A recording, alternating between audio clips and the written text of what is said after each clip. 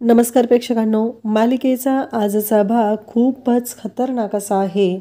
आकाशचा जीव वाचतो पण अभिचा जीव जातोय. पण या सगळ्याचं खापर मात्र आकाशच्या माथ्यावर फुटलं जातंय. कारण आकाशची काहीही चूक नाही. अभिने जाणून बुजून आकाशला खाली ढकलण्याचा प्रयत्न केलेला असतो.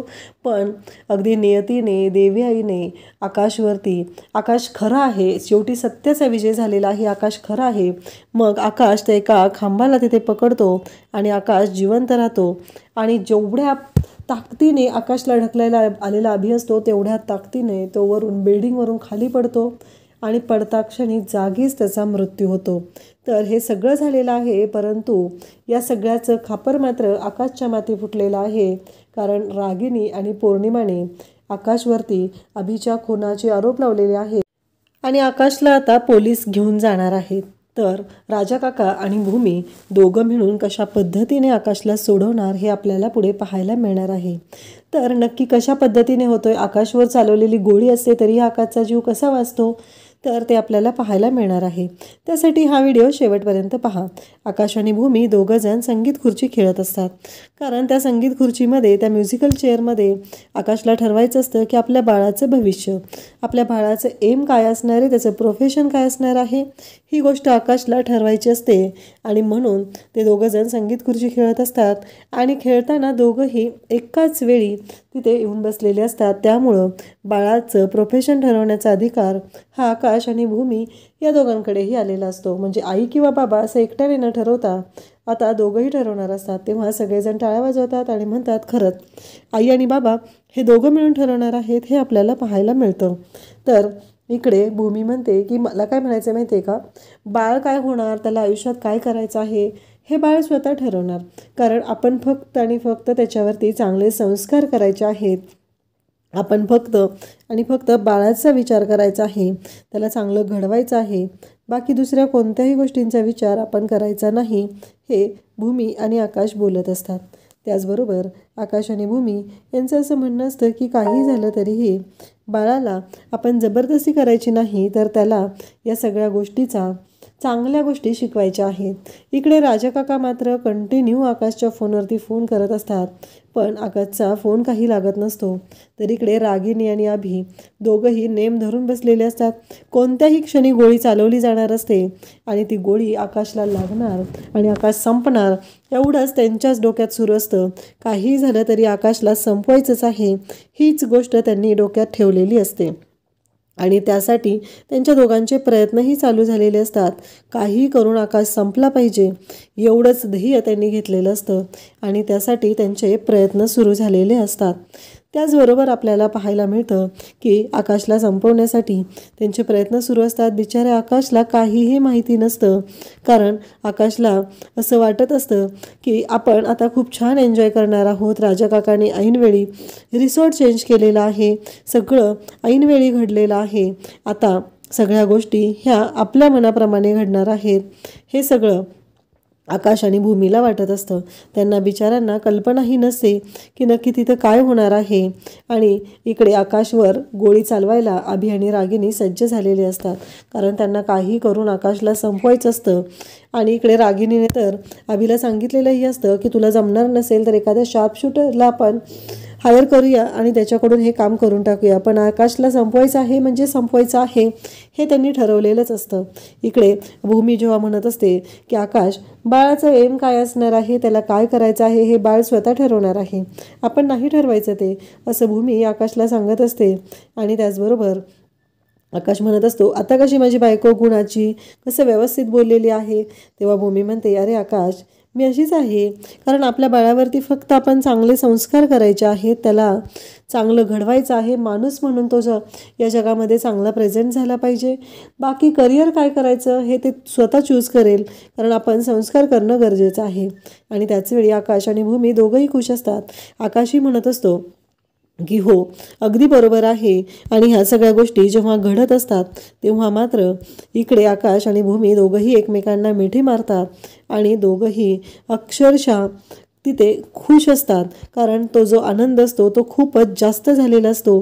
काहीही झालं तरीही आकाश आणि भूमी यांच्यासाठी ही खूपच आनंदाची गोष्ट असते, कारण त्यांच्या आनंदातला, त्यांच्या आयुष्यातला हा सगळ्यात मोठा आनंदाचा क्षण असतो.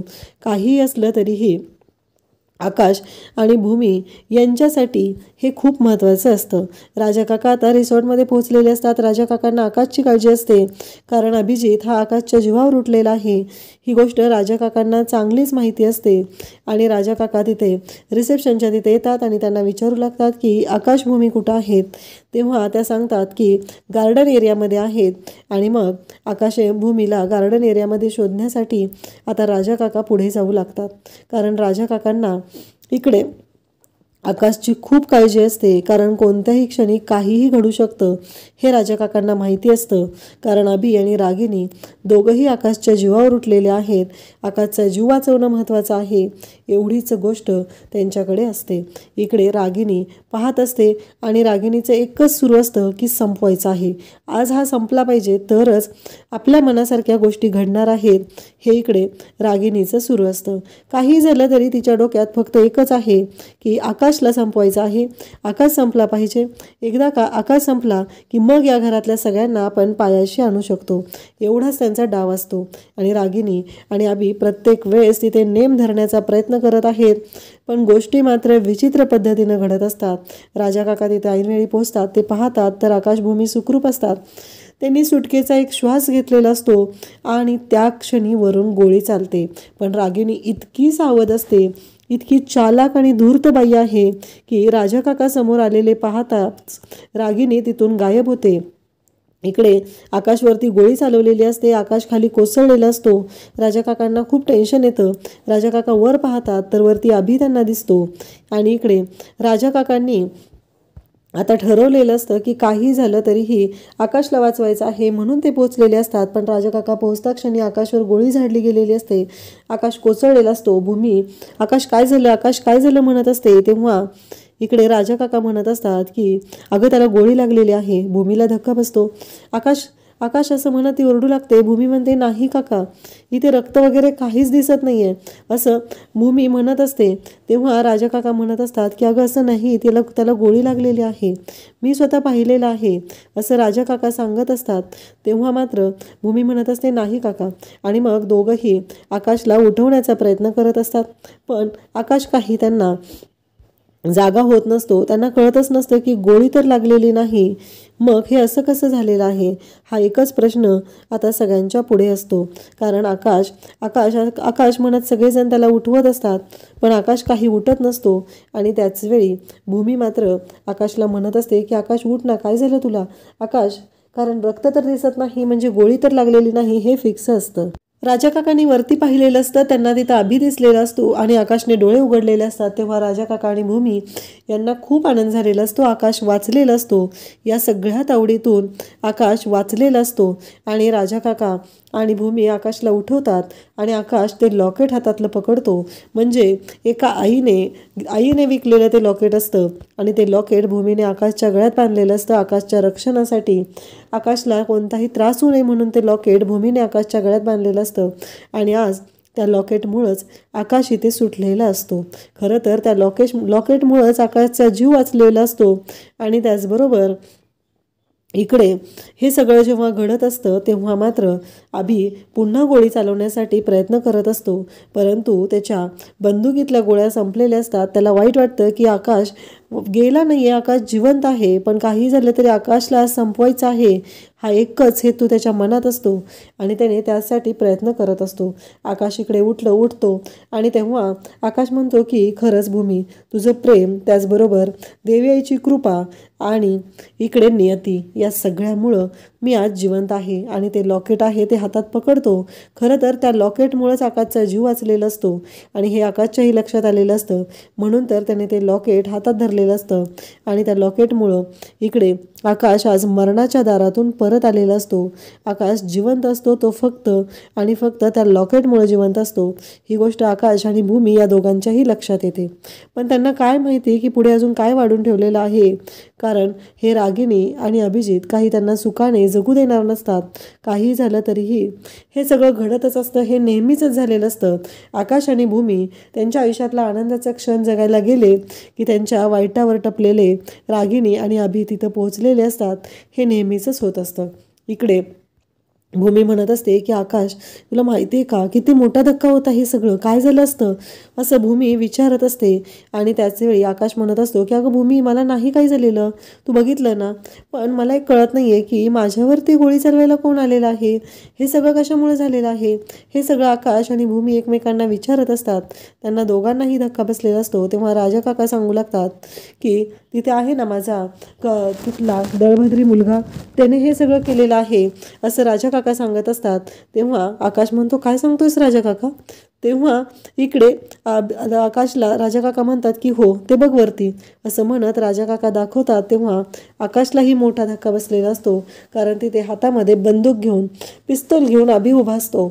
आणि आकाशला कळतं, कारण आकाशला प्रश्न पडलेला असतो की ऐनवेळी राजा काका इथे का आलेला आहे, म्हणजे काय झालेलं आहे असा प्रश्न पडलेला असतो. म्हणून तर आकाशने हे सगळं केलेलं असतं. राजा काकाला तो विचारत असतो. अभि तिथून आता पळत निघालेला असतो. अभिला तिथून पळून जायचं असतं आणि अभि तिथून पळत सुटलेला असतो.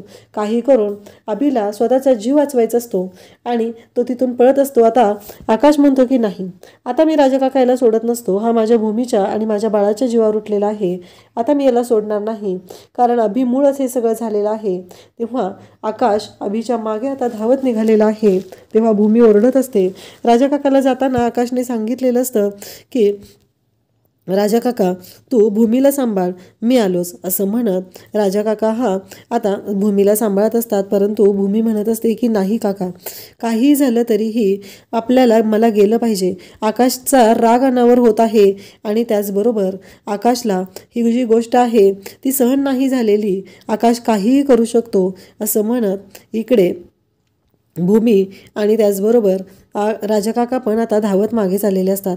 राजा काकांचं असं म्हणणं असतं की भूमी, एक गोष्ट लक्षात ठेव, कारण काहीही झालं तरीही आत्ता तुझ्यासाठी धावपळ ही महत्त्वाची नाही. तेव्हा भूमी म्हणत असते, नाही राजा काका, माझ्या धावपळीपेक्षा पण महत्त्वाचं आहे तो म्हणजे आकाशला वाचवणं.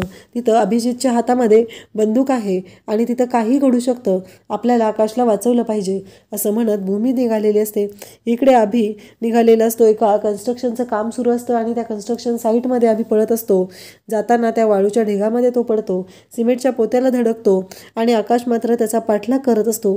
इकडे भूमी राजा काकांना म्हणत असते, आपल्याला गेलं पाहिजे, मला गेलं पाहिजे. आकाशचा राग अनावर झालेला आहे. आकाश स्वतःला कंट्रोल करू शकणार नाही.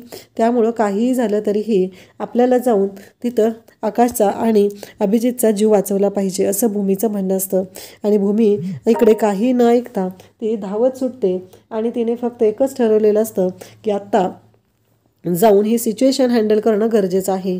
अभिजित आता जिना चढत चढत वरती निघालेला असतो आणि अभिजित आता वरती बिल्डिंगमध्ये चढत असतो. त्याच्या मागे आकाश चढत असतो आणि आकाशला आता काही करून ते सगळं जे आहे ते अभिवर राग काढायचा असतो. कारण त्याला राग आलेला असतो, कारण हा अभि जो आहे तो माझ्या बाळाला आणि माझ्या भूमीला मारायला आलेला आहे. ही गोष्ट काही इकडे सहन झालेली नसते.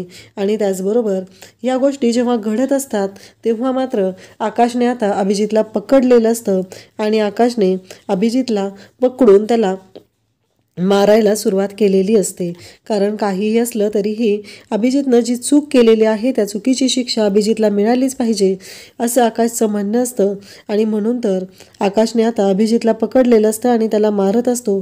परंतु घडत मात्र वेगळंच असतं. कारण आत्ता अभिजितला जरी पकडलेलं असलं तरीही अभिजित पण आकाशवर पुन्हा वार करत असतो, पुन्हा तोही मारत असतो. कारण काही असलं तरीही त्याचबरोबर अभिजितची कॉलर पकडलेली असते आणि आकाश म्हणत असतो की तू माझ्या भूमीच्या जीवावर उठलेला आहे, तू माझ्या भूमीची अशा पद्धतीनं वागलेला आहे, मी तुला कधीच माफ करणार नाही असं आकाश सांगत असतो. परंतु अभिजित मात्र ऐकायला तयार नसतो. तो म्हणत असतो मी तुझ्या भूमीच्या नाही जीवावर उठलेलो, मी तुझ्या जीवावर उठलेला आहे, मी तुला संपवणार आहे, मी आज तुला संपवणार आहे, कारण तू माझ्या आणि त्याचबरोबर माझ्या आईच्या आयुष्यात वादळ आणलेलं आहे, त्यामुळं मी तुला संपवणार आहे, तुला संपवण्यासाठीच मी हे सगळं करत आहे असं अभिजित स्वतःच्या तोंडाने सांगत असतो. आणि त्याचबरोबर अभिजितचं म्हणणं असतं की हे सगळं जे काही घडत आहे ते फक्त आणि फक्त हे तुला संपवण्यासाठी केलेलं आहे, कारण तुझ्यामुळं माझ्या आईवरती आज इतकी वाईट वेळ आलेली आहे, या सगळ्याला तू जबाबदार आहे, तुझ्यामुळं माझ्या आईवरती ही वेळ आलेली आहे आणि माझी आई आज रस्त्यावर आलेली आहे, स्वतःच्या हक्काच्या घरातनं ती बाहेर पडलेली आहे, हे फक्त आणि फक्त तुझ्यामुळं झालेलं आहे असं म्हणत इकडे अभि आकाशला मारत असतो.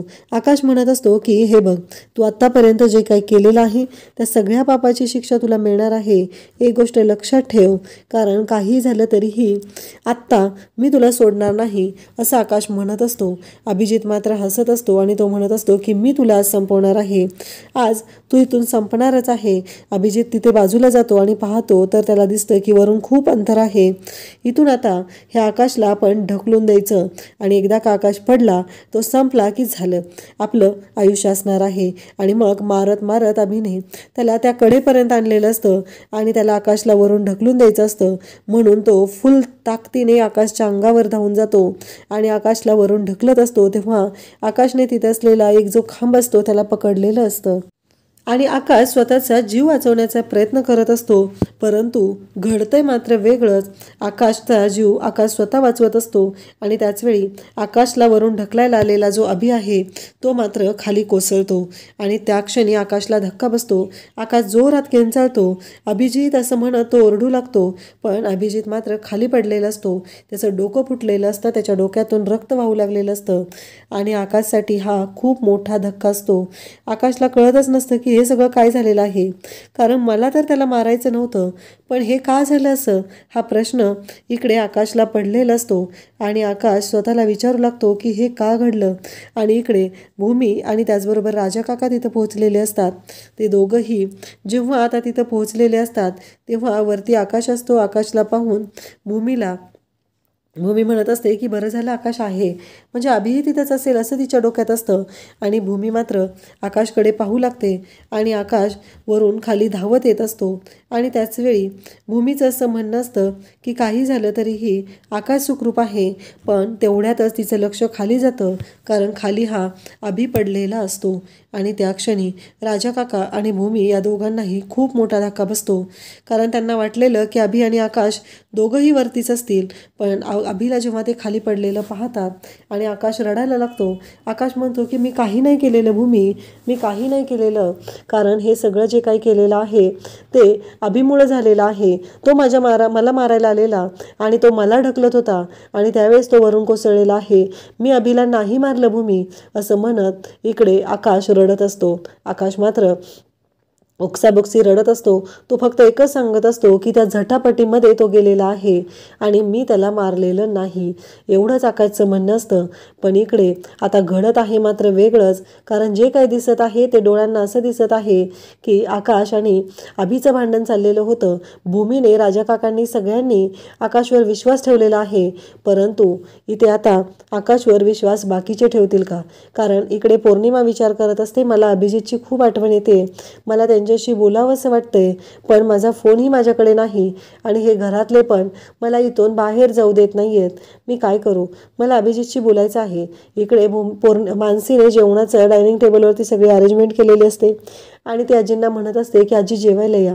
ती अथर्वला सांगत असते की आजींना घेऊन जेवायला ये, परंतु आजी म्हणत असते की नाही, मला नाही जेवायचं असं आजीचं म्हणणं असतं. आणि त्याचबरोबर आजी म्हणत असते की मला भूक नाही आहे, मला ना कळतच नाही आहे, मला खूप अस्वस्थ होतं आहे, काय झालं असेल तिकडं, कारण अभिजितचा फोन घेऊन आईकडे पौर्णिमाचा फोन घेऊन राजाभाऊ पण गेलेले आहेत, नक्की काय झालेलं आहे तिकडं, रागिनी आणि अभिजित पण गेलेले आहेत, कोणाचाच काहीच पत्ता लागत नाही. नाही, भूमी आणि आकाश पण तिकडंच आहेत. ही गोष्ट इकडे आजीला त्रास देत असते. आजी विचार करत असते की काय झालं असेल, तिथं सगळं सुखरूप असेल ना, हा प्रश्न आजीला पडलेला असतो. आणि आजी म्हणत असते की नको, मला नाही जेवायचं. आणि त्याचवेळी पौर्णिमाच्या फोनवरती भूमीचा फोन आलेला असतो आणि पौर्णिमाने भूमीला सांगितलेलं असतं की काय घडलेलं आहे. आणि मानसीला इकडे मानसीच्या फोनवरती भूमीचा फोन आलेला असतो आणि मानसीला इकडे कळलेलं असतं की काय घडलेलं आहे. आणि मानसीसाठी हा खूप मोठा धक्का असतो. सगळेजण विचारू लागतात, काय झाले मानसी? मानसी म्हणते की ताईचा फोन आलेला, बाहेर चला. असं म्हणत मानसी सगळ्यांना घेऊन आता बाहेर चाललेली आहे. आणि जेव्हा मानसी त्याचबरोबर घरातील सर्वजण पाहतात तर एक गाडी ॲम्ब्युलन्स येत आहे आणि त्या ॲम्ब्युलन्समधून डेड बॉडी उतरली जात आहे. तर पौर्णिमा म्हणते, काय झालं असेल बाहेर, मला खूप अस्वस्थ वाटतंय.